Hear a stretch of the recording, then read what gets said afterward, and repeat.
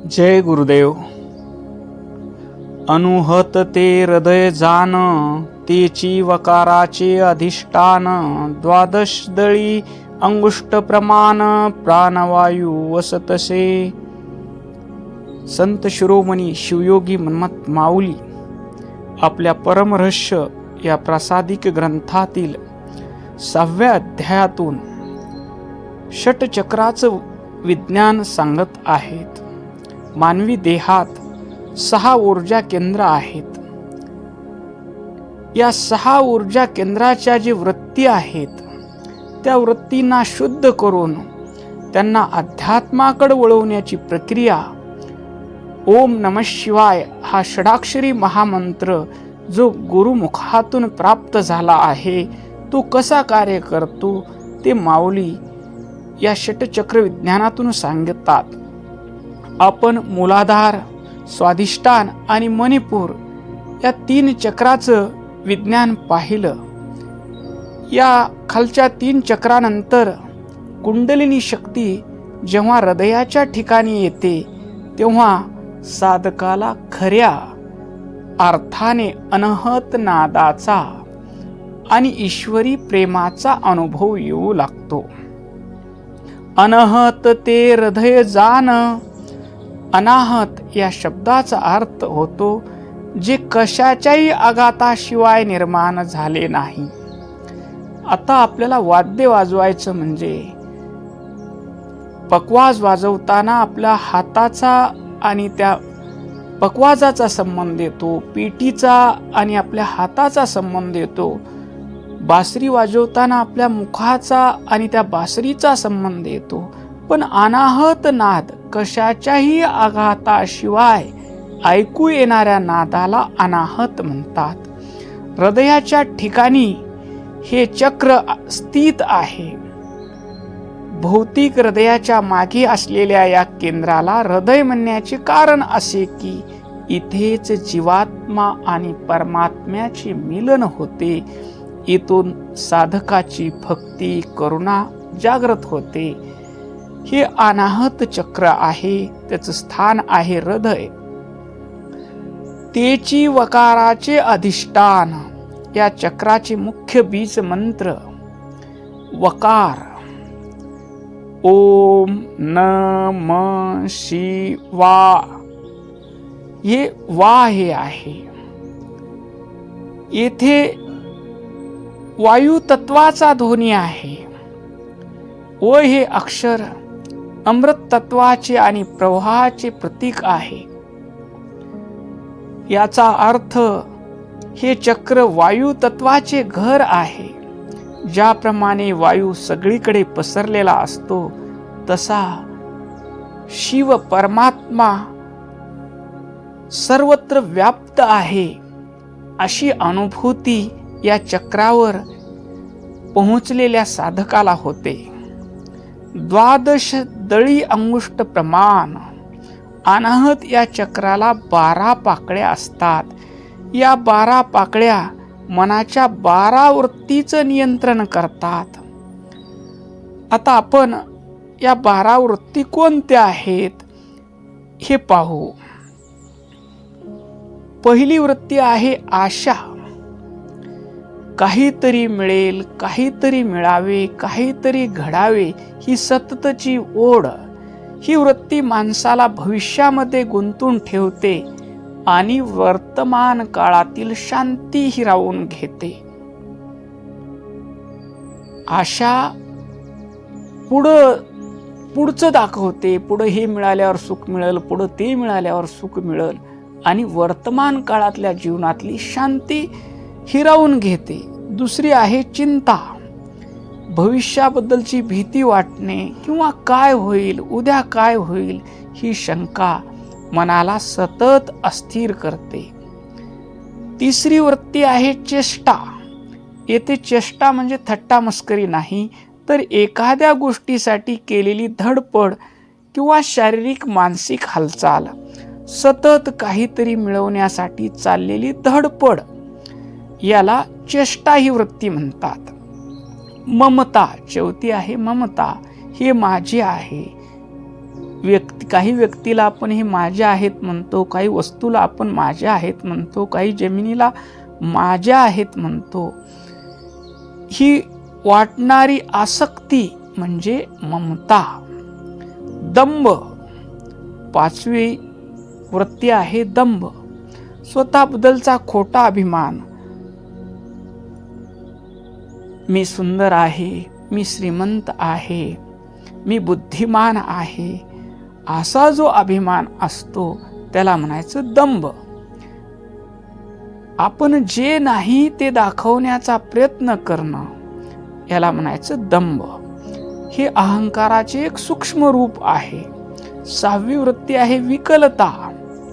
विकलता म्हणजे मनाची थकलेपण, हतबलता. एखादे काम करताना उत्साह नसणे, सतत मानसिक थकवा जाणवणे याला म्हणायचं विकलता, डिप्रेशन. 7वी वृत्ती आहे विवेक. ही एक सकारात्मक वृत्ती आहे. चांगले काय आणि वाईट काय, नित्य काय अनित्य काय, सत्य काय असत्य काय, ही समजण्याची शक्ती. अनाहत चक्र जागृत झाले की या वृत्तीचा विकास होतो. 8वी वृत्ती आहे अहंकार, मीपणाची जाणीव. स्वतःला इतरापेक्षा वेगळं समजणे, सर्व कर्तृत्व स्वतःकडे घेणे, मी आहे म्हणून होत आहे. सतत मी मी मी करत राहणं आणि देहाभिमान बाळगणं याला अहंकार म्हणायचं. 9वी वृत्ती आहे लोलता, विषयाबद्दलची लालसा, हाव. आणखीन मिळालं पाहिजे, आणखीन मिळालं पाहिजे. एखादी गोष्ट मिळाली तरीही समाधान राहायचं नाही, आणखीन मिळवण्याची सुप्त इच्छा म्हणजे लोलुपता. हव्यास.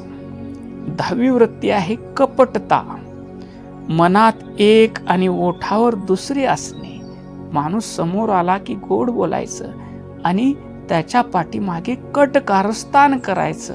दुसऱ्याला फसवण्याची किंवा स्वतःचे स्वार्थ साधण्यासाठी चाललेली कारस्थान वृत्ती याला कपटता म्हणायचं. 11वी वृत्ती आहे वितर्क. वितर्क म्हणजे बुद्धीचा गोंधळ किंवा विनाकारण केलेले वादविवाद. कोणत्याही एका निर्णयावर ठाम राहायचं नाही. हे केलं तर कसं होईल, ते केलं तर कसं होईल, असा विचार करीत सतत साशंक राहतो. 12वी वृत्ती आहे पश्चाताप. केलेल्या चुकीबद्दल वाटणारा पश्चाताप. ही वृत्ती माणसाला शुद्धीकरणाकडे नेते, पण अति प्रमाणात असल्यास ती प्रगती रोखते.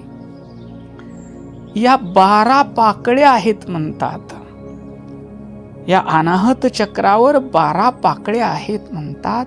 आणि या 12 पाकळ्या म्हणजे या 12 वृत्तीची शुद्धी ओम नमः शिवा हे वाकार बीज करतं. वाकार बीजाचा जप केल्यानंतर आमच्या आशा सुटतात.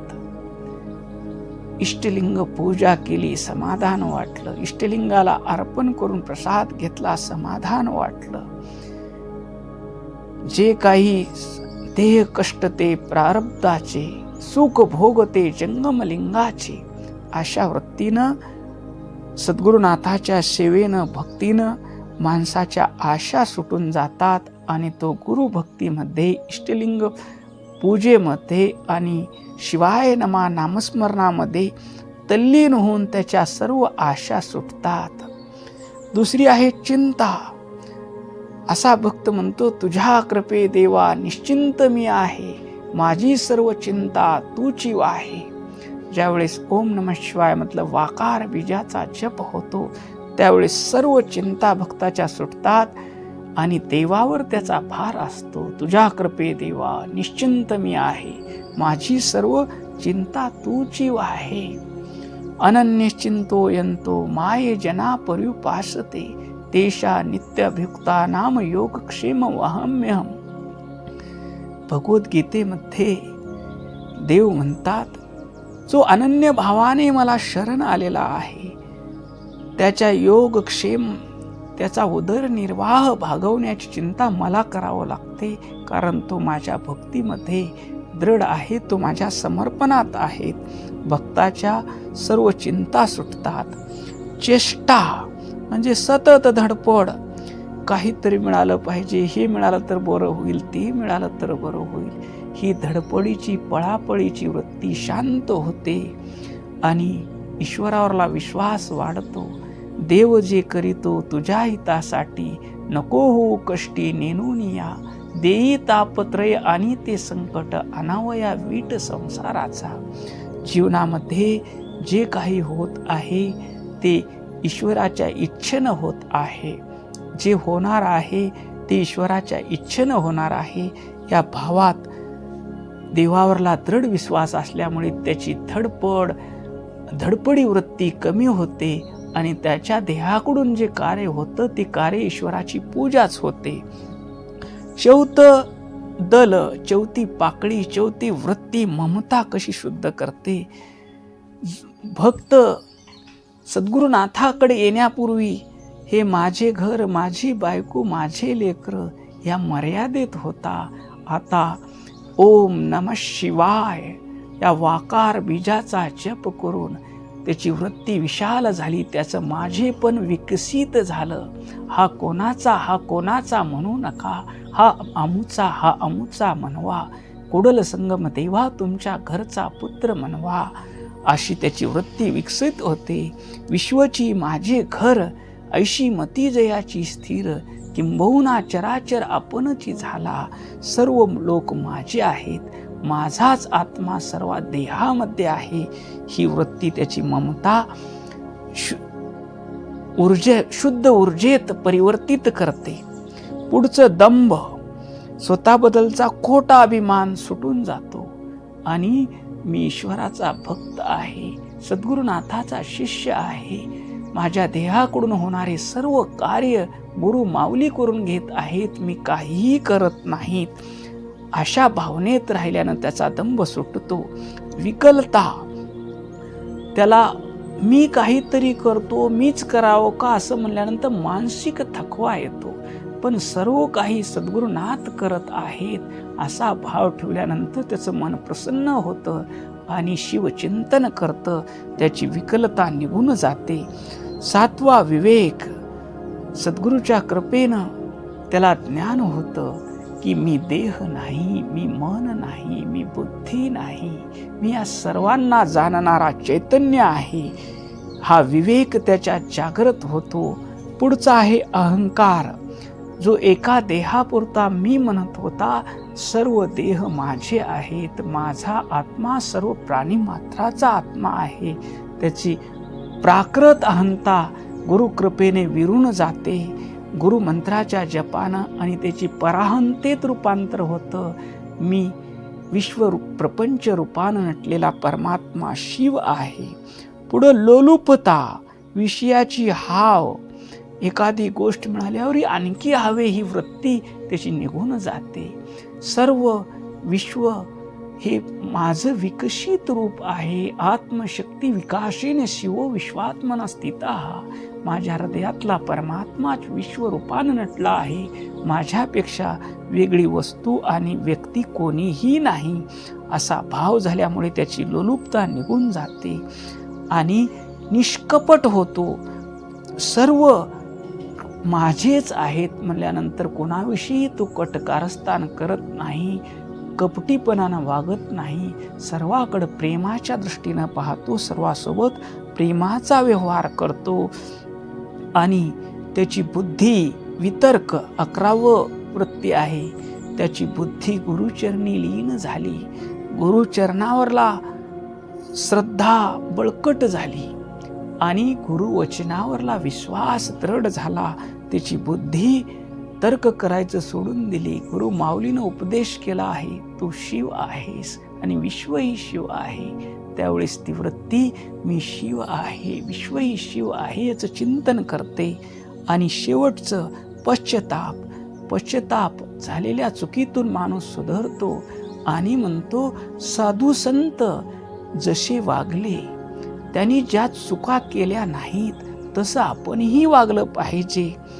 पुन्हा चूक करून पश्चाताप करायचं नाही, चूक होऊच नये यासाठी काळजी घेऊन आपलं जीवन जगायचं. पश्चातापाचं रूपांतर अनुतापामध्ये होतं. हे या 12 वृत्ती सुधारण्याचं काम हे वाकार बीज करतं. म्हणून माऊली म्हणतात 12 दळी अंगुष्ट प्रमाण, म्हणजे हृदयाच्या ठिकाणी असलेला परमात्मा अंगठ्या एवढ्या प्रकाश रूपात वास करतो. याला अंगुष्ट प्रमाण म्हणतात. त्या अंगुष्ट प्रमाणाचंच प्रतीक म्हणून सद्गुरुनाथानं आपल्या तळहातावर अंगुठ्या एवढं इष्टलिंग दिलेलं आहे. आपल्या अंतरात्म्याचे दर्शन एका दिव्य शांत अंगठ्या एवढ्या ज्योती स्वरूपात करण्यासाठी सद्गुरुनाथानं इष्टलिंग आपल्या तळहातावर दिलेलं आहे. नम शिवा या वाकार बीजानं आमच्या 12 वृत्ती शुद्ध झाल्या. प्राणवायू वसतसे अनाहत चक्र हे प्राणवायूचे मुख्य स्थान आहे. या वायूचे कार्य साधण्यासाठी अत्यंत मोलाचं आहे. हे वायू काय करतो? जगण्याचा आधार आहे. आपण जो श्वास घेतो आणि सोडतो तो या प्राणवायूमुळेच. हा वायू ऊर्जेला आत घेण्याचे आणि जिवंतपणा टिकवण्याचे काम करतो. हृदय अनाहत चक्र या ऊर्जा केंद्राचं स्थान आहे हृदय, आणि तेथे तत्व आहे वायू तत्व. आणि अनाहत चक्रात प्राणवायू स्थिर झाला की साधकाचं रक्ताभिसरण आणि फुफ्फुसाची कार्यक्षमता सुधारते, ज्यामुळे शरीर अधिक चैतन्यमय होते. जेव्हा प्राणवायू या चक्रात वसतसे म्हणजे स्थिरावतो, तेव्हा आपल्या मनातील चंचलता संपते. आपल्याला एक अनामिक शांती मिळते. जगातील प्रत्येक जीवाविषयी प्रेम वाटू लागते. हा वायूच साधकाला मी कडून आम्ही, मी म्हणण्याऐवजी आम्ही या विश्वात्मक दृष्टीकडे नेतो. अनाहत चक्र हे भौतिक शरीर आणि आध्यात्मिक मन यांना जोडणारा पूल आहे.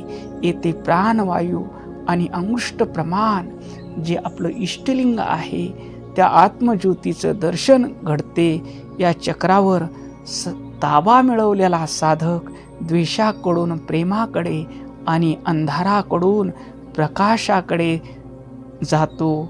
ओम शांती शांती शांती.